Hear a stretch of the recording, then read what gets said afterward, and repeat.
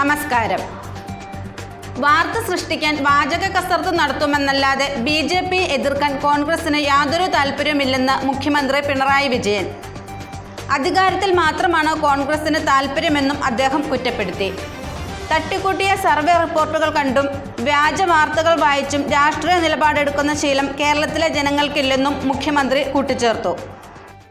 വാർത്ത സൃഷ്ടിക്കാൻ PR ഏജൻസികൾ തയ്യാറാക്കുന്ന വാചകങ്ങൾക്കപ്പുറം BJP എതിർക്കുന്നതിൽ പ്രത്യയശാസ്ത്രപരമായോ പ്രായോഗികമായോ കോൺഗ്രസ്സിന് ഒരു താല്പര്യവുമില്ല. തെരഞ്ഞെടുപ്പ് രാഷ്ട്രീയവും അധികാരവും ഇവ രണ്ടിലും മാത്രമേ കോൺഗ്രസ്സിന് BJPയുമായി അഭിപ്രായ വ്യത്യാസവും മത്സരവുമുള്ളൂ. സംഘപരിവാറിൻ്റെ രാഷ്ട്രീയത്തെ തുറന്നെതിർക്കുന്ന എത്ര കോൺഗ്രസ് നേതാക്കളുണ്ട്? ആരുമില്ലെന്നല്ല പറയുന്നത്. അധികാര രാഷ്ട്രീയത്തിൽ ഇടം നേടാൻ മാത്രം പ്രവർത്തിക്കുന്ന ഒരു പാർട്ടിയായി കോൺഗ്രസ് മാറിക്കഴിഞ്ഞു. അങ്ങനെ ആവരുത് എന്നാണ് പൊതുവെ ആഗ്രഹിക്കുന്നത്. BJPയുടെ B ടീമായി അധപ്പതിക്കുന്ന കോൺഗ്രസ് അതിൻ്റെ മതനിരപേക്ഷ പാരമ്പര്യം വീണ്ടെടുക്കണമെന്നേ ഞങ്ങൾക്ക് പറയാനുള്ളൂ.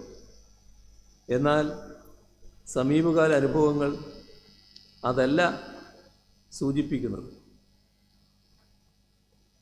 കോൺഗ്രസ് ഭരിക്കുന്ന ഒരു സംസ്ഥാനമാണല്ലോ ഹിമാചൽ പ്രദേശ്. അവിടെ ഒഴിവ് വന്ന ഏക രാജ്യസഭാ സീറ്റ് എന്ന് പറഞ്ഞാൽ ഭരിക്കുന്നവർ ഉറപ്പായും ജയിക്കുന്ന സീറ്റ്. അങ്ങനെ ഉറപ്പായും ജയിക്കേണ്ട സീറ്റിൽ തോറ്റുപോയ പാർട്ടിയാണ് കോൺഗ്രസ്. 6 കോൺഗ്രസ് MLAമാരാണ് BJPക്ക് വോട്ട് കുത്തിയത്. അവരിപ്പോൾ BJPയിൽ ചേരുകയും ചെയ്തു. രാജ്യസഭാ തെരഞ്ഞെടുപ്പിൽ പരാജയപ്പെട്ട മനു അഭിഷേക് സിംഗ്വി എന്ന ദേശീയ നേതാവ് എന്താ പറഞ്ഞത് എന്ന് നമ്മളെല്ലാവരും കേട്ടതാണ്. സംസ്ഥാന ഭരണമുള്ളിടത്ത് പോലും കോൺഗ്രസ്സിന് ഉറച്ച രാജ്യസഭാ സീറ്റ് വിജയിപ്പിച്ചെടുക്കാൻ കഴിയാതിരുന്നത് എന്തുകൊണ്ടാണ്? അരുണാചൽ പ്രദേശ്. അരുണാചലിൽ ലോക്സഭയ്ക്കൊപ്പം നിയമസഭയിലേക്ക് കൂടി തിരഞ്ഞെടുപ്പ് നടക്കുകയാണ്. കോൺഗ്രസും BJPയുമാണ് അവിടുത്തെ മുഖ്യ കക്ഷികൾ. മുഖ്യമന്ത്രിയും ഉപമുഖ്യമന്ത്രിയും മത്സരിക്കുന്ന സീറ്റുകൾ ഉൾപ്പെടെ 10 സീറ്റുകളിലാണ് തിരഞ്ഞെടുപ്പിന് മുൻപേ BJP എതിരില്ലാതെ ജയം നേടിയത്. കോൺഗ്രസ് BJPക്കെതിരെ സ്ഥാനാർത്ഥികൾ നിർത്താതെ വാക്ക് ഓവർ നൽകുകയായിരുന്നു. ഇതിൽ ഉപമുഖ്യമന്ത്രിക്കെതിരെ ആദ്യം പത്രിക നൽകിയ കോൺഗ്രസ് സ്ഥാനാർത്ഥി അവസാന നിമിഷം പത്രിക പിൻവലിക്കുകയായിരുന്നു.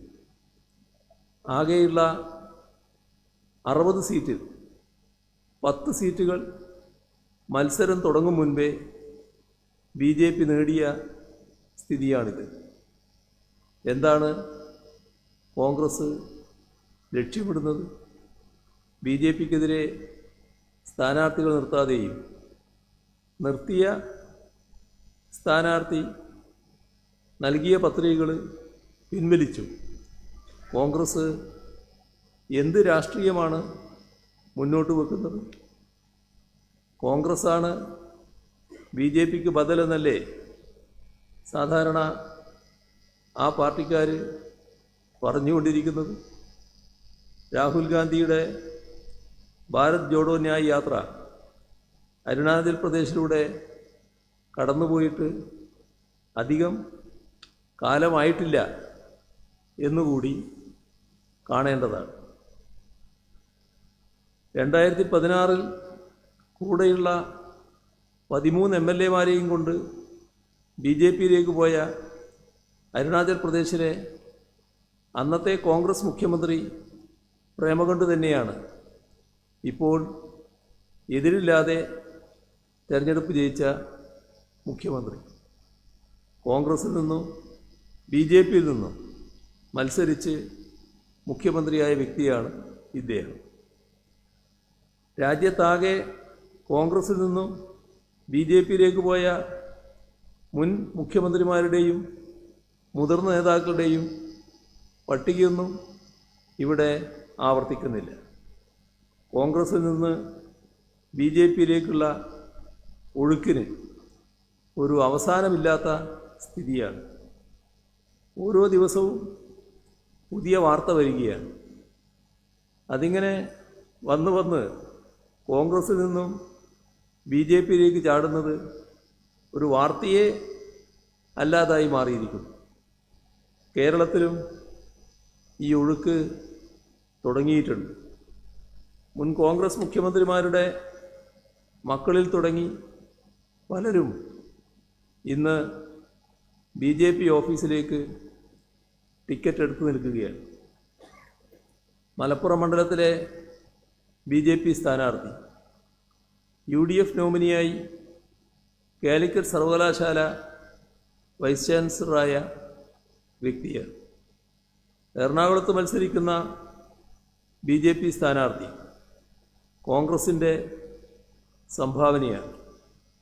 2004 കാലടി സർവകലാശാലയുടെ വൈസ് ചാൻസലർ പദവിയിലും 2011 PSC ചെയർമാൻ്റെ പോസ്റ്റിലും ഇദ്ദേഹത്തെയാണ് കോൺഗ്രസ് നിയോഗിച്ചിരുന്നത്. പത്തനംതിട്ടയിലെ BJP സ്ഥാനാർത്ഥി മുൻ കോൺഗ്രസ് മുഖ്യമന്ത്രിയുടെ മകനും കോൺഗ്രസ് പാർട്ടിയുടെ IT സെൽ തലവനുമായിരുന്നു. കണ്ണൂരിലെ BJP സ്ഥാനാർത്ഥി കഴിഞ്ഞ നിയമസഭാ തെരഞ്ഞെടുപ്പിൽ ധർമ്മടത്ത് കോൺഗ്രസ് സ്ഥാനാർത്ഥിയായി മത്സരിച്ചയാളാണ്. മാവേലിക്കരയിലെ NDA സ്ഥാനാർത്ഥി കഴിഞ്ഞ നിയമസഭാ തെരഞ്ഞെടുപ്പിൽ മാവേലിക്കരയിലെ UDF സ്ഥാനാർത്ഥിയായിരുന്ന ആളാണ്. അതായത് ഇന്ന് കേരളത്തിൽ NDAക്ക് വേണ്ടി മത്സരിക്കുന്ന 4-ൽ 1 മുൻ UDFകാരാണ്. ഇതേ കോൺഗ്രസ് പാർട്ടിയിൽ ഇരുന്നു കൊണ്ടാണ് രാഹുൽ ഗാന്ധിയും VD സതീശനും മോദിക്കെതിരെ മുഖ്യമന്ത്രി സംസാരിക്കാത്തത് എന്താണെന്ന് ചോദിക്കുന്നു. എന്ത് വിരോധാഭാസമാണിത്? മോദിയുടെ തെറ്റായ നയങ്ങൾക്കെതിരെയും അതിനെ നയിക്കുന്ന RSSനെതിരെയും പറയാനും പൊരുതാനും ഇടതുപക്ഷത്തിന് കോൺഗ്രസിൻ്റെ സർട്ടിഫിക്കറ്റ് ആവശ്യമില്ല. ഗോൾവാൾക്കറിൻ്റെ ഫോട്ടോക്ക് മുന്നിൽ കുനിഞ്ഞു നിന്ന് വിളക്ക് കൊളുത്തിയവരും RSSനോട് വോട്ട് ഇരുന്ന് വാങ്ങിയവരും സ്വന്തം മുഖം കണ്ണാടിയിൽ നോക്കുക എന്നേ പറയാനുള്ളൂ. ഇത്തവണ ലോക്സഭാ തെരഞ്ഞെടുപ്പിൽ കേരളം UDF അവസരവാദത്തിനും നിലപാടില്ലായ്മയ്ക്കും എതിരായ വിധിയാണ് എഴുതുക. മത്സര ചിത്രത്തിൽ 3-ാം സ്ഥാനത്ത് നിൽക്കുന്ന BJP കൂടുതൽ അപ്രസക്തമാവുകയും LDF ഉജ്ജ്വല വിജയം നേടുകയും ചെയ്യും. ഇത്രയാണ് ആമുഖമായി പറയാനുള്ളത്.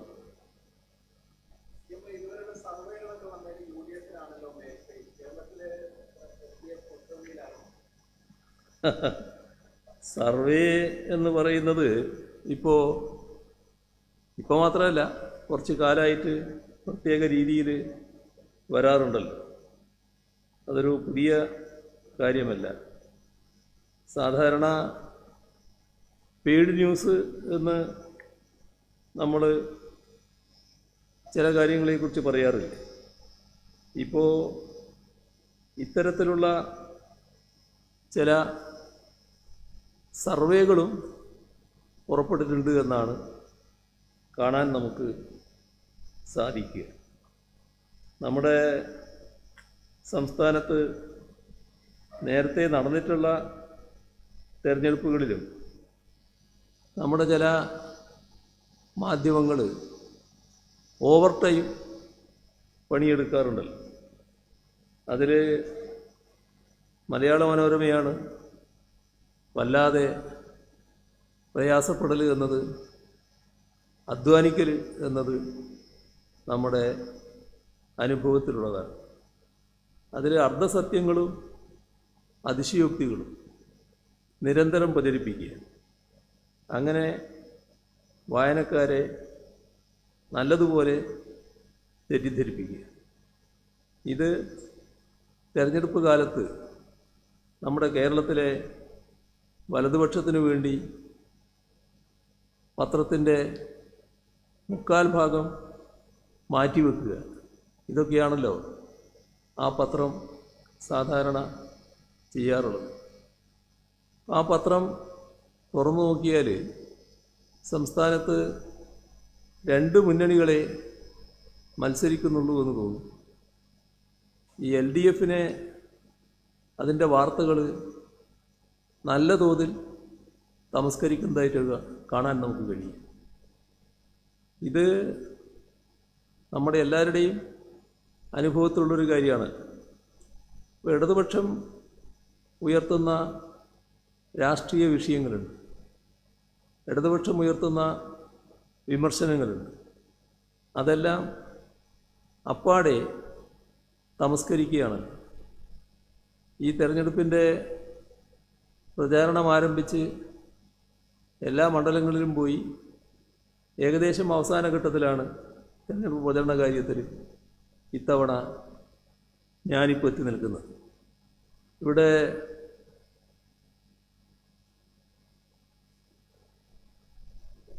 ഇതുപോലെ വാർത്താ സമ്മേളനങ്ങളും പലയിടങ്ങളിൽ നടത്തിയിട്ടുണ്ട്. ഇതിനകം 15 മണ്ഡലങ്ങളിൽ പൊതുയോഗങ്ങളിൽ സംസാരിച്ചിട്ടുണ്ട്. അതിൽ കേന്ദ്ര സർക്കാരിനെതിരെ, ആ സർക്കാരിന് നേതൃത്വം കൊടുക്കുന്ന BJPയെ നയിക്കുന്ന RSSനെതിരെ ശക്തമായ രാഷ്ട്രീയ എതിർപ്പ് ഉയർത്തിക്കൊണ്ടാണ് സംസാരിക്കുന്നത്. കോൺഗ്രസിനെ വിമർശിക്കുന്നത് എന്തിനാണ്? RSSനെതിരെ അവർ ശക്തമായ നിലപാടെടുക്കുന്നില്ല എന്നതുകൊണ്ടാണ്. RSSനെ പേടിച്ച് സ്വന്തം പതാക പോലും ഒളിപ്പിച്ചു വെച്ച കോൺഗ്രസിൻ്റെ ദയനീയ അവസ്ഥയാണ് വിമർശിച്ചത്. ഇപ്പോൾ രാഹുൽ ഗാന്ധി സംസ്ഥാനത്ത് വന്ന് നടത്തിയ പ്രസംഗത്തിൻ്റെ ആ വാർത്ത, അതിൻ്റെ തലക്കെട്ട് മലയാള മനോരമയുടെ ആ വാർത്ത കൊടുക്കുന്നതിൻ്റെ മികവ് എങ്ങനെയാണ് കാണിച്ചത്? അതിൽ നിങ്ങളെല്ലാവരും കണ്ടതായിരിക്കുമല്ലോ. മോദിയെ എതിർക്കൂ, പിണറായിയോട് രാഹുൽ. എന്താ അതിൻ്റെ സന്ദേശം? അതായത് മോദിയെ എതിർക്കുന്നേയില്ല. ഇതാണ് ആ വാർത്തയിലൂടെ ജനങ്ങളുടെ മുന്നിൽ എത്തിക്കാൻ മലയാള മനോരമ ഉദ്ദേശിച്ചത്. അപ്പോൾ അത്തരമൊരു നെറേറ്റീവ് ഉണ്ടാക്കാൻ ആദ്യം ചെയ്തത് എന്താ? എൻ്റെ പ്രസംഗത്തിലുണ്ടാകുന്ന അത്തരം ആശയങ്ങൾ അത് മുഴുവൻ അങ്ങോട്ട് തമസ്കരിക്കുക. അതാണല്ലോ ചെയ്തു വരുന്നത്. അടുത്ത പടിയായി UDF നേതാക്കളെ ഉദ്ധരിച്ചുകൊണ്ട് ആ ഉദ്ദേശം സ്ഥാപിച്ചെടുക്കുക. അതിൻ്റെ തുടർച്ചയായാണ് ഇപ്പോഴും കാര്യങ്ങൾ നടക്കുന്നത് എന്ന് നാം കാണുന്നു.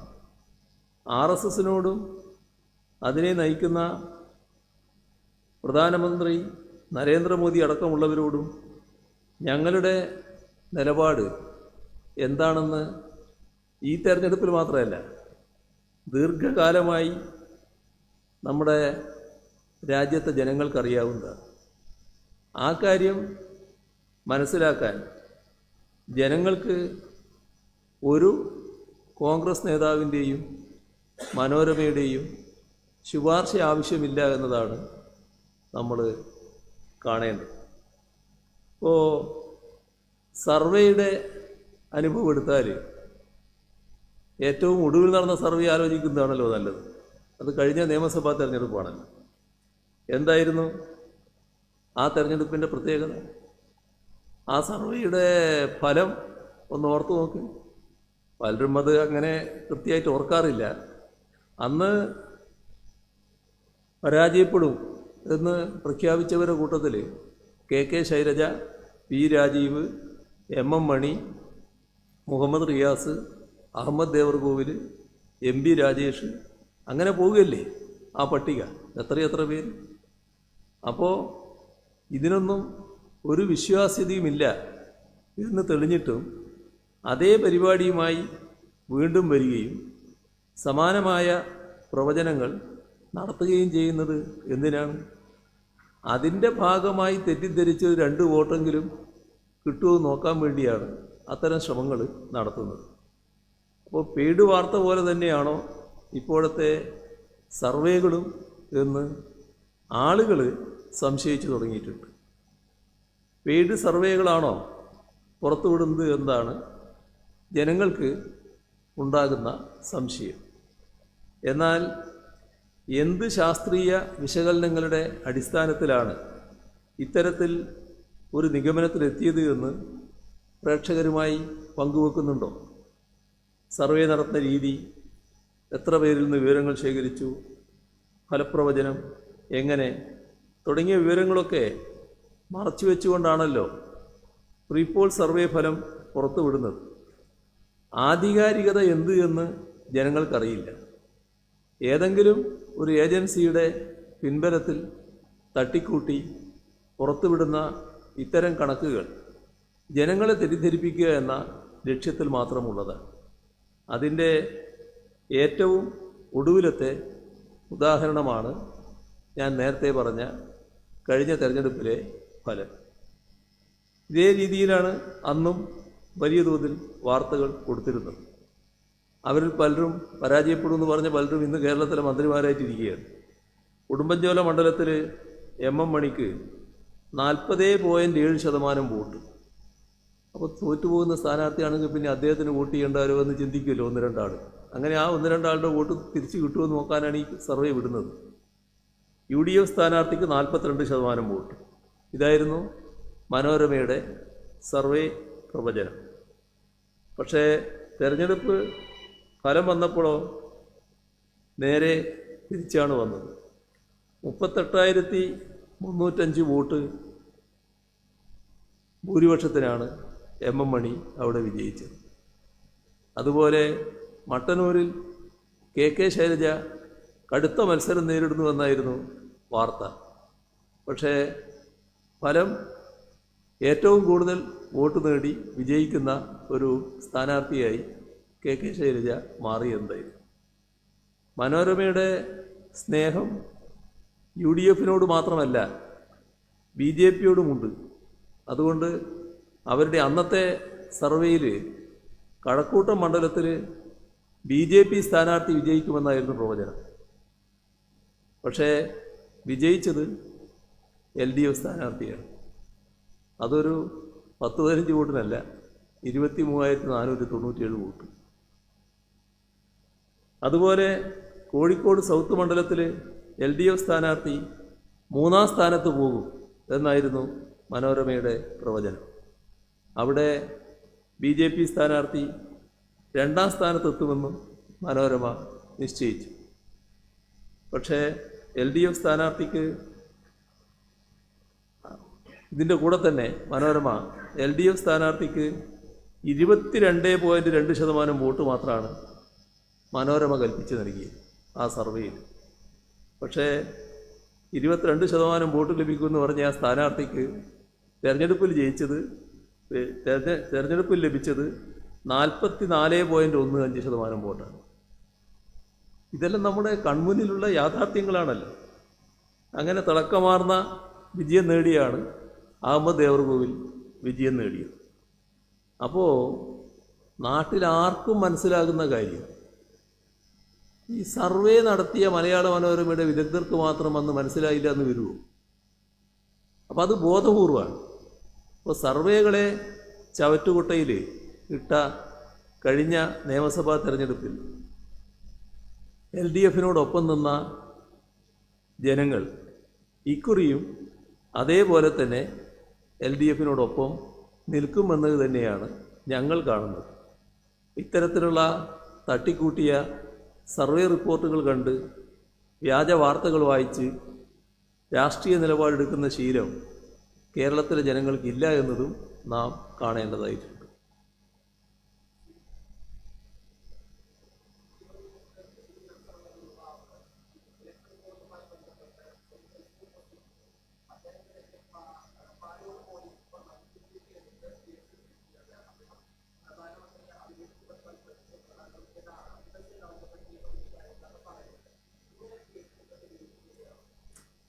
ഇതുമായി ബന്ധപ്പെട്ട് ഇപ്പോഴത്തെ അവസ്ഥയിൽ കാര്യങ്ങൾ നീങ്ങുന്നത് തെരഞ്ഞെടുപ്പുമായി ബന്ധപ്പെട്ടുള്ള കാര്യങ്ങളിൽ തെരഞ്ഞെടുപ്പുമായി ബന്ധപ്പെട്ട സംവിധാനങ്ങളാണ് ഇത്തരം കാര്യങ്ങൾ പലപ്പോഴും നിയന്ത്രിക്കുന്നത്. അപ്പോൾ പോലീസിൻ്റെ കാര്യങ്ങളിലും അവർ ചില നിർദ്ദേശങ്ങൾ കൊടുത്തു എന്ന് വരും. ഈ പ്രത്യേക കാര്യം എന്താണെന്ന് എനിക്കറിയില്ല, എന്താണെന്ന് പരിശോധിച്ചാൽ മാത്രമേ പറയാൻ പറ്റൂ. പക്ഷേ തെരഞ്ഞെടുപ്പിൻ്റെ ഘട്ടമായതുകൊണ്ട് സാധാരണഗതിയിലുള്ള പരിശോധനയും മറ്റു കാര്യങ്ങളും ഇന്നത്തെ ഘട്ടത്തിൽ നടത്തുന്നതിന് പ്രയാസമുണ്ട്.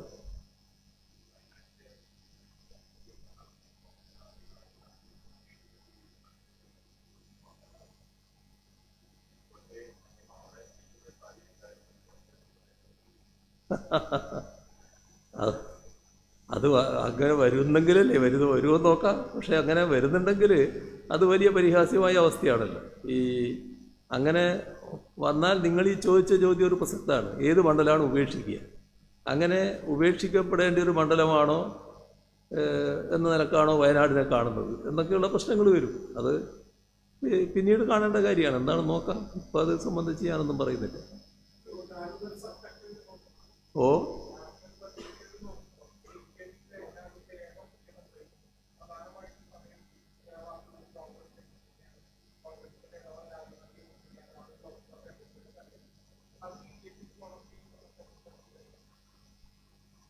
അത് കോൺഗ്രസ്സിനെതിരെ ഒന്നും പറയരുത് എന്ന മാനസികാവസ്ഥയിൽ നിന്ന് വരുന്ന ഒരു ചോദ്യമാണത്. ഇവിടെ എന്താ പ്രശ്നം? ആ പ്രശ്നം ഒന്ന്, ഈ കോൺഗ്രസ്സിനെ വിമർശിക്കേണ്ടി വരുന്ന കാര്യങ്ങൾ നമ്മുടെ രാജ്യത്ത് മതനിരപേക്ഷത തകർക്കാൻ ശ്രമിക്കുന്നത് BJP സർക്കാരാണ്. അത് പ്രത്യേകമായി നരേന്ദ്രമോദിയുടെ രണ്ടാം ഊഴം ആരംഭിച്ചതിന് ശേഷമാണ് RSSൻ്റെ അജണ്ട പ്രത്യക്ഷത്തിൽ നടപ്പാക്കി തുടങ്ങിയിട്ടുള്ളത്. ഈ ഭാഗമാണ് എൻ്റെ പ്രസംഗം മുഴുവൻ ഞാനിപ്പോൾ ഇവിടെ പറയേണ്ടല്ലോ, പറഞ്ഞു പോകുന്നത്. അപ്പോൾ അങ്ങനെ വന്നപ്പോൾ അതിനകത്ത് വരുന്ന ഒരു പ്രശ്നം, ഈ കാര്യത്തിൽ ആദ്യത്തെ ഇനം നരേന്ദ്രമോദിയുടെ ഗവൺമെൻറ് അധികാരത്തിൽ വന്നതിന് ശേഷം സ്വീകരിച്ച ആദ്യ നടപടി, അതായത് 2019 രണ്ടാം ഊഴം ആരംഭിക്കുന്നത്. 2019 തന്നെയാണ് നമ്മുടെ രാജ്യത്ത് പൗരത്വ നിയമ ഭേദഗതി കൊണ്ടുവരുന്നത്. ആ പൗരത്വ നിയമ ഭേദഗതി നിയമത്തിനെതിരെ വലിയ തോതിലുള്ള പ്രക്ഷോഭം രാജ്യത്ത് ഉയർന്നു വന്നു. ലോകത്താകെ അതിനെതിരെ പ്രതിഷേധം. എൻ്റെ പ്രസംഗത്തിൽ അമേരിക്കയെ പറ്റി ഞാൻ എല്ലാവരുടെയും പറയുന്നുണ്ട്. കാരണം അമേരിക്കയുടെ മുന്നിൽ രാജ്യത്തെ തന്ത്രപരമായ സത്യശക്തിയാക്കി മാറ്റിയതാണല്ലോ നരേന്ദ്രമോദി. അപ്പോൾ അമേരിക്കക്ക് വലിയ താല്പര്യമാണല്ലോ ഇന്ത്യയെ ഒന്നിച്ച് കിട്ടുക എന്ന് പറയുന്നത്. എന്നിട്ടും അവർക്ക് ഇന്ത്യ ഗവൺമെൻറ് ചെയ്ത ഈ കാര്യത്തെ വിമർശിക്കേണ്ടി വന്നു, തള്ളിപ്പറയേണ്ടി വന്നു. കാരണം ലോകത്ത് ഒരു പരിഷ്കൃത രാഷ്ട്രവും മതാടിസ്ഥാനത്തിൽ പൗരത്വം കാണുന്നില്ല. നമ്മൾ മതാടിസ്ഥാനത്തിൽ പൗരത്വമെന്ന് ഈ നിയമ ഭേദഗതി വന്നപ്പോൾ അതിനെ അപലപിക്കാൻ അമേരിക്ക അടക്കമുള്ള ലോകരാഷ്ട്രങ്ങൾ തയ്യാറായി. അത് ലോകത്തിൻ്റെ കാര്യം. രാജ്യത്ത് വലിയ പ്രക്ഷോഭം നടന്നു. ആ പ്രക്ഷോഭത്തിൽ ഇടതുപക്ഷ നേതാക്കളെ അറസ്റ്റ് ചെയ്യപ്പെട്ട കാര്യമൊക്കെ ഞാൻ പറയുന്നുണ്ട്. എവിടെയെങ്കിലും കോൺഗ്രസ് നേതാക്കളെ ആരെങ്കിലും കണ്ടോ? ഏതെങ്കിലും കോൺഗ്രസ്സുകാരനെ കണ്ടോ? എന്തേ ഇല്ലാത്തത്? അവിടെയാണ് ആ ചോദ്യം. രാജ്യത്ത് ഈ പൗരത്വ നിയമ ഭേദഗതിയുമായി ബന്ധപ്പെട്ട് പ്രക്ഷോഭം നടന്നു. ആ പ്രക്ഷോഭത്തിൽ ഇടതുപക്ഷ നേതാക്കൾ, പേരൊക്കെ ഞാൻ പറയുന്നുണ്ട്, പേര് ഞാനിവിടെ ആവർത്തിക്കുന്നില്ല എന്നേ ഉള്ളൂ, ആ ഇടതുപക്ഷ നേതാക്കളെയെല്ലാം അറസ്റ്റ് ചെയ്തു. ആ കാര്യത്തിൽ ഏതെങ്കിലും കോൺഗ്രസ് നേതാവിനെ കണ്ടോ? കോൺഗ്രസ്സുകാരൻ ആരെങ്കിലും ഉണ്ടായോ? ഇവിടെ നമ്മളെ കേരളത്തിൽ നിന്ന് ജയിച്ചു പോയ 18 അംഗ സംഘമുണ്ടല്ലോ, UDFൻ്റെ കൂടെയുള്ള MP-മാർ, വലിയ നമ്പറാണല്ലോ. ആ 18 അംഗ സംഘത്തിൽ ആരെയെങ്കിലും ഇവിടെ ഏതെങ്കിലും പ്രക്ഷോഭ സ്ഥലത്ത് കണ്ടോ? എന്തേ അവരില്ലാതിരുന്നത്? അന്ന് ആ പ്രക്ഷോഭം നടക്കുന്ന ദിവസം കോൺഗ്രസ് അധ്യക്ഷയുടെ വീട്ടിൽ വിരുന്നുണ്ണാൻ പോയ നമ്മുടെ പാർലമെൻറ്റ് അംഗങ്ങളില്ലേ, അതായിരുന്നു ചെയ്യേണ്ടിയിരുന്ന ആ പ്രക്ഷോഭത്തിൻ്റെ സമയത്ത്. ഇതല്ലേ വസ്തുത? ഈ കാര്യം എല്ലാ യോഗത്തിലും ഞാൻ പറഞ്ഞിട്ടില്ല, ഈ വിരുന്നുണ്ണാൻ പോയ കാര്യം ചില യോഗത്തിൽ നേരത്തെ ഞാൻ പറഞ്ഞിട്ടുണ്ടാകും. ഇതല്ലേ നടന്ന കാര്യങ്ങൾ, അതല്ലേ വിമർശിക്കുന്നത്. അവിടെ തീരുന്നില്ല. അതുമായി ബന്ധപ്പെട്ട് പിന്നീട് ഈ പറയുന്ന പ്രക്ഷോഭകരെ ജനുവരിയിൽ പ്രക്ഷോഭം കനക്കുകയാണ്. ആ ജനുവരിയിൽ പ്രക്ഷോഭം കനത്തപ്പോൾ അതിനെതിരെ സംഘപരിവാറിൻ്റെ ആക്രമണം നടന്നു ആ പ്രക്ഷോഭത്തിൽ പങ്കെടുത്തവർക്ക് നേരെ. അവിടെ ഇടതുപക്ഷ MP-മാരും ഇടതുപക്ഷ നേതാക്കളും ഓടിയെത്തി. നമ്മളെ 18 അംഗ സംഘത്തിൽ ആരെങ്കിലും ഉണ്ടായോ? ഈ കേരളത്തിൽ ജയിച്ചു പോയ 18 അംഗ സംഘത്തിൽ ആരെയെങ്കിലും എവിടെയെങ്കിലും കണ്ടോ? ഇവിടുത്തെ MP-മാർ, UDF MP-മാർ എന്തേ അവരെയാരെയും കാണാതിരുന്നത്? ആ ഘട്ടത്തിലാണ് സീതാറാം യെച്ചൂരിയുടെ പേര് കുറ്റപത്രത്തിൽ വന്നത്. ഏതെങ്കിലും കോൺഗ്രസ് MP-യുടെ പേരുണ്ടായോ? ഞാൻ രാഹുൽ ഗാന്ധിയോട് ചോദിക്കുന്നത്, ഈ രാഹുൽ ഗാന്ധി ഇതിന് പരാമർശം നടത്തിയതിന് ശേഷമാണ് ആ ചോദ്യം. ഇവിടെ വന്ന് ചില പരാമർശം അദ്ദേഹം നടത്തിയല്ലോ. അപ്പോൾ അതിൻ്റെ ഭാഗമായിട്ട് ഞാൻ ചോദിച്ചു, നിങ്ങളതല്ല എന്ന് നിങ്ങൾക്ക് പറയാനുണ്ടെങ്കിൽ രാഹുൽ ഗാന്ധി പറ, ഇന്ന കോൺഗ്രസ്സുകാരൻ ഇന്ന സ്ഥലത്ത് പങ്കെടുത്തു എന്ന് പറ. അത് പറഞ്ഞിട്ടില്ല ഇതുവരെ. എന്തേ പറയാൻ പറ്റാത്ത? അങ്ങനെ ഒരു സംഭവമില്ല. പോട്ടെ, വേറൊരു കാര്യം ഞാൻ ചോദിച്ചത്, ഈ കേരളത്തിൽ ഞങ്ങൾ എല്ലാവരും കൂടിയാണല്ലോ ഇതിനെതിരെ അണിനിരന്നത്. ഇപ്പോൾ 2019 ഈ നിയമ ഭേദഗതി വന്ന ഉടനെ കേരളം ഒറ്റക്കെട്ടായാണ് അതിനെ പ്രതിഷേധിച്ചത്. അതിനകത്ത് ആദ്യത്തെ പ്രതിഷേധ സംഗമത്തിൽ UDF ഉണ്ട്, പ്രതിപക്ഷ നേതാവും പ്രതിപക്ഷ നേതാക്കളും ഉണ്ട്. പിന്നെ നിയമസഭ വിളിച്ചു ചേർത്തു, സർവകക്ഷി യോഗം, ഇതിലെല്ലാം അവരുണ്ട്. ഏകണ്ഠമായിട്ടാണ് നിയമസഭ ഈ നിയമ ഭേദഗതി പിൻവലിക്കണമെന്ന പ്രമേയം അംഗീകരിച്ചത്. ഇതെല്ലാം കഴിഞ്ഞതിന് ശേഷം ഇവിടുത്തെ കോൺഗ്രസ് അധ്യക്ഷൻ, അന്നത്തെ KPCC പ്രസിഡന്റ്, പരസ്യമായിട്ട് പറയുകയാണ്, ഈ നിയമ ഭേദഗതി കേന്ദ്രം പാസ്സാക്കിയൊരു നിയമ ഭേദഗതി ഇവിടെ പ്രമേയം പാസ്സാക്കിയതുകൊണ്ട് നടപ്പാകാതിരിക്കുമോ? എന്താ പറഞ്ഞതിൻ്റെ അർത്ഥം? എത്ര ചരിത്ര നിഷേധമുള്ള കാര്യമാണ്. മാത്രമല്ല, ഇനി അങ്ങോട്ട് ഞങ്ങൾ യോജിച്ച പ്രക്ഷോഭത്തിനില്ല എന്ന് പറഞ്ഞു. അവിടെ ഞാൻ ഇപ്പോൾ രാഹുൽ ഗാന്ധിയോടൊരു ചോദ്യം ചോദിക്കുന്നുണ്ട്, എന്തുകൊണ്ടാണ് അത്തരമൊരു നിലപാട് ഇവിടുത്തെ കോൺഗ്രസ് എടുത്തത്? എൻ്റെ അനുമാനം ഞാൻ പറയുന്നുണ്ട്, ഇവിടെ കോൺഗ്രസ് അതിൽ പങ്കെടുത്തതാണ്, ഞങ്ങളോടൊപ്പം പങ്കെടുത്തതാണ്. അത് പങ്കെടുക്കണ്ട എന്ന നിലപാട് ഇവിടെ കോൺഗ്രസ് എടുക്കാൻ കാരണം കേന്ദ്ര കോൺഗ്രസ് നേതൃത്വം നിർദ്ദേശിച്ചിട്ടുണ്ടാകാം. അല്ലെങ്കിൽ രാഹുൽ ഗാന്ധി പറ, ഇവിടെ കേരളത്തിലുണ്ടല്ലോ, നിങ്ങൾ പറയൂ, എന്തുകൊണ്ട് പറയുന്നില്ല എന്ന് ഞാൻ ചോദിച്ചു. അത് ഞങ്ങളുടെ അനുഭവത്തിലുള്ള കാര്യമല്ലേ. പോട്ടെ, ഇതെല്ലാം 4 വർഷം മുമ്പുള്ള കാര്യം, വിട്ടുകളാം. ഇപ്പോൾ ചട്ടഭേദഗതി കൊണ്ടുവന്നല്ലോ. ആ ചട്ടഭേദഗതിയുടെ കാര്യത്തിൽ കൊണ്ടുവന്നോ? എന്തെങ്കിലും എതിർപ്പ് ഉണ്ടായോ? രാജ്യം മുഴുവൻ എതിർത്തില്ലേ? എല്ലാ പാർട്ടികളും എതിർത്തില്ലേ? കോൺഗ്രസിൻ്റെ ശബ്ദം എവിടെയെങ്കിലും കേട്ടോ? കോൺഗ്രസിൻ്റെ പ്രസിഡന്റിനോട് ഒരു സന്ധ്യാസമയം കഴിഞ്ഞപ്പോഴാണ് മാധ്യമപ്രവർത്തകർ ചോദിക്കുന്നത്, എന്താണ് നിങ്ങളെ അഭിപ്രായം? അപ്പോൾ അദ്ദേഹം പറഞ്ഞത് എന്താ? രാത്രി ആലോചിച്ച് പറയാറ്. എത്ര പരിഹാസ്യമായ മറുപടിയാണത്! എന്താ നിലപാടില്ലാത്തത്? അവിടെയാണ് ഞാൻ തുടക്കം മുതൽ രാഹുൽ ഗാന്ധിയുടെ പേര് പറഞ്ഞിരുന്നത്. അത് രാഹുൽ ഗാന്ധി ഈ പറയുന്ന യാത്ര നടത്തി. ആ യാത്രയിൽ ലോകത്തും രാജ്യത്തുമുള്ള എല്ലാ പ്രശ്നങ്ങളെക്കുറിച്ചും അദ്ദേഹം പ്രതികരിച്ചു. എന്നാൽ ഈ പ്രശ്നത്തെക്കുറിച്ച് മാത്രം പ്രതികരിച്ചില്ല. ഏത് പ്രശ്നം? പൗരത്വ നിയമ ഭേദഗതി. അതൊരു പ്രശ്നമല്ലാത്തതുകൊണ്ടാണോ കോടാനുകോടി ജനങ്ങളാണ് ഈ രാജ്യത്ത് ഇനി ഈ മണ്ണിൽ ജീവിക്കാൻ കഴിയുമോ എന്ന് ആശങ്കപ്പെട്ട് കഴിയുന്നത്? ആ പ്രശ്നത്തെക്കുറിച്ച് അഭിപ്രായം പറയണ്ടേ? എന്തുകൊണ്ട് പറഞ്ഞില്ല?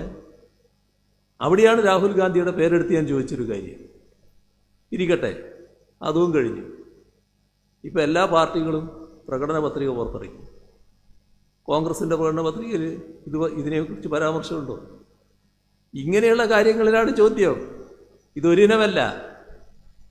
ഇനി അതിൻ്റെ മറ്റു കാര്യങ്ങളെടുത്താൽ ജമ്മു കാശ്മീരിൻ്റെ പ്രത്യേക പദവി റദ്ദ് ചെയ്തത്, ജമ്മു കാശ്മീരിൻ്റെ സംസ്ഥാനമെന്ന പദവി ഇല്ലാതാക്കിയത്, ജമ്മു കാശ്മീരിനെ 3 കഷ്ണങ്ങളാക്കി വിഭജിച്ചത്, ഇതെല്ലാം ഒരു ദിവസം ആഭ്യന്തരമന്ത്രിയുടെ കടലാസ് എടുത്ത് വായിച്ച് പാസ്സാക്കുകയായിരുന്നില്ലേ?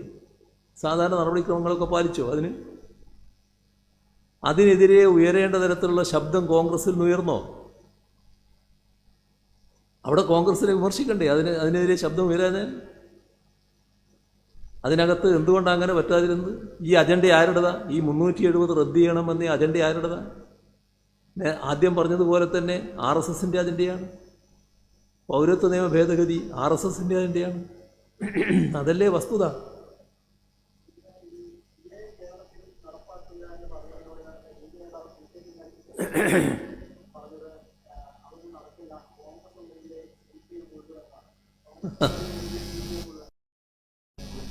അതൊക്കെ ചാരി നിൽക്കുമ്പം പിന്നെ അങ്ങനെയല്ലാതെ പറയാൻ പറ്റില്ലല്ലോ. അവരൊന്നും പറയുന്നതിനെപ്പറ്റി അത്ര വിലക്കെടുക്കേണ്ട കാര്യമില്ല. കാരണം യഥാർത്ഥത്തിലുള്ള അഭിപ്രായങ്ങളാണോ എന്നുള്ളത് അവരോട് രഹസ്യമായിട്ട് ചോദിച്ചു നോക്കണം. ഈ നാട്ടിൽ കോൺഗ്രസ് എന്താണ് ചെയ്യുന്നത് എന്ന് നമ്മുടെ രാജ്യത്തെ എല്ലാവരും മനസ്സിലാക്കിക്കൊണ്ടിരിക്കുകയാണ്. അപ്പോൾ കോൺഗ്രസിനെ ന്യായീകരിക്കാൻ പലപ്പോഴും ഇത്തരത്തിലുള്ള വിദണ്ഡവാദങ്ങൾ ലീഗിൻ്റെ നേതാക്കന്മാർക്ക് ഉന്നയിക്കേണ്ടി വരാറുണ്ട്. അത് ഗതികേട് കൊണ്ടുവന്ന് മനസ്സിലാക്കിയാൽ മതി.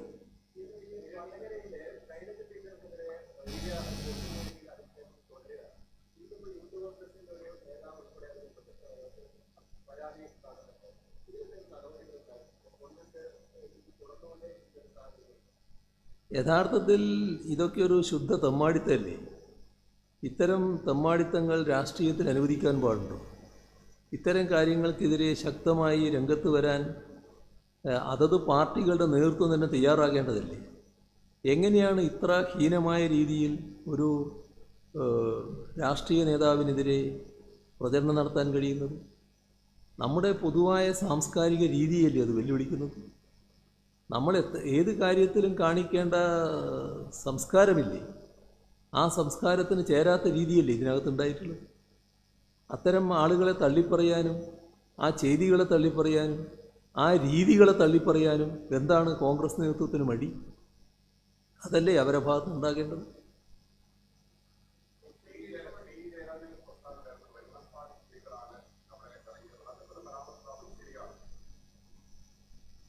എന്താ വെണ്ണപ്പാളി എന്ന് പറഞ്ഞാൽ ക്രിമി ലെയറിൻ്റെ ഭാഗമായിരിക്കും ചിലപ്പോൾ.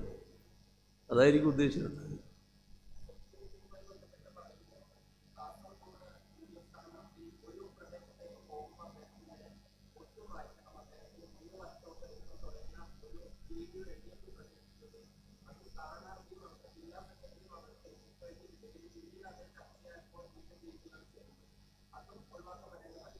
LDFന് അങ്ങനത്തെ പണികളൊന്നുമില്ല. LDFന് ഇമാതിരി തറവേല കാണിക്കേണ്ട യാതൊരു ആവശ്യമില്ല. ഇതെല്ലാം സാധാരണ ഇത് കോൺഗ്രസിൻ്റെ അവസരവാദപരമായ നിലപാടിൻ്റെ ഭാഗമായിട്ട് വരുന്നതാണ്. നിങ്ങൾ രാമനെയാണ് കൊണ്ടു നടക്കുന്നതെങ്കിൽ ഞങ്ങൾ ഹനുമാനെ കൊണ്ടു നടക്കുമെന്ന് പറയുന്ന കോൺഗ്രസ് രീതിയല്ല LDFൻ്റെത്. LDFന് സാധാരണ നിലക്കുള്ള നിയതമായ രീതികളുണ്ട്. ആ രീതികൾ സ്വീകരിച്ചു പോവുകയും ചെയ്യും.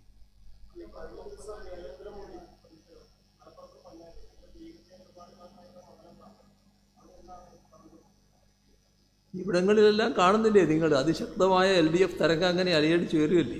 അപ്പോൾ പിന്നെ എന്താ പ്രതീക്ഷയ്ക്ക് കുറവ്?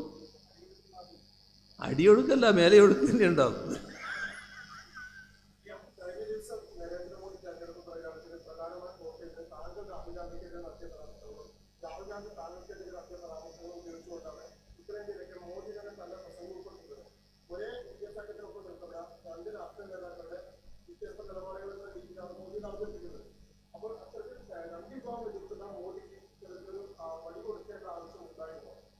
അതല്ലേ കോൺഗ്രസിനോട് നിങ്ങൾ ചോദിക്കേണ്ടത്.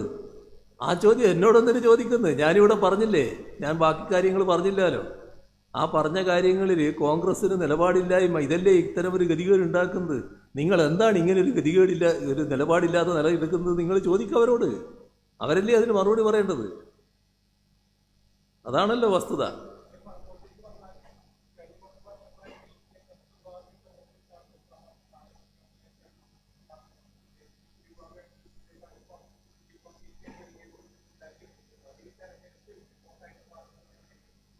ഞാൻ മുഖ്യമന്ത്രിയായി വന്നതിന് ശേഷം എല്ലാ വിഭാഗവുമായിട്ട് നല്ല ബന്ധത്തിലാണ്.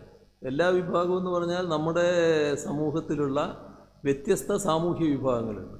ആ വ്യത്യസ്ത സാമൂഹ്യ വിഭാഗങ്ങളുമായിട്ടൊക്കെ നേരെ അവർക്ക് ബന്ധപ്പെടാം, നേരെ കാര്യങ്ങൾ സംസാരിക്കാം. എന്തെങ്കിലും പ്രശ്നങ്ങൾ സംസാരിക്കാനുണ്ടെങ്കിൽ സർക്കാരിന് അവരുമായിട്ട് നേരിട്ട് കമ്മ്യൂണിക്കേറ്റ് ചെയ്യുകയും ചെയ്യാം. അങ്ങനെയൊരു ബന്ധമാണ് എല്ലാ വിഭാഗങ്ങളുമായിട്ടും ഞങ്ങൾക്കുള്ളത്. അത് EK വിഭാഗവുമായിട്ടും നല്ല ബന്ധം തന്നെയാണ്, മറ്റെല്ലാ വിഭാഗവുമായിട്ടും നല്ല ബന്ധം തന്നെയാണ്.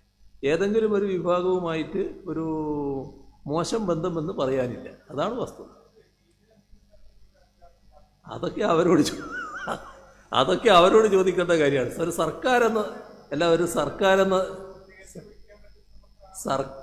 സർക്കാരെന്ന നിലക്ക് നിങ്ങളെല്ലാവരും ആഗ്രഹിക്കുക എല്ലാവരുമായിട്ടും ബന്ധപ്പെടണമെന്നല്ലേ. അത് ചെയ്യുന്നത് തെറ്റാണെന്ന് നിങ്ങളാരും പറയില്ലല്ലോ. അതാണ് ചെയ്യുന്നത്. അത് മറ്റാരെങ്കിലും ബാധിക്കുന്നുണ്ടോ എന്നുള്ളത് അവരോട് ചോദിച്ചോളൂ നിങ്ങൾ. നമുക്ക് ഇന്നിവിടെ നിർത്താം, അത് മതി. ഇനി നമുക്ക് മതി, ഇന്ന് മതി, ഇത് ഇത്ര മതി.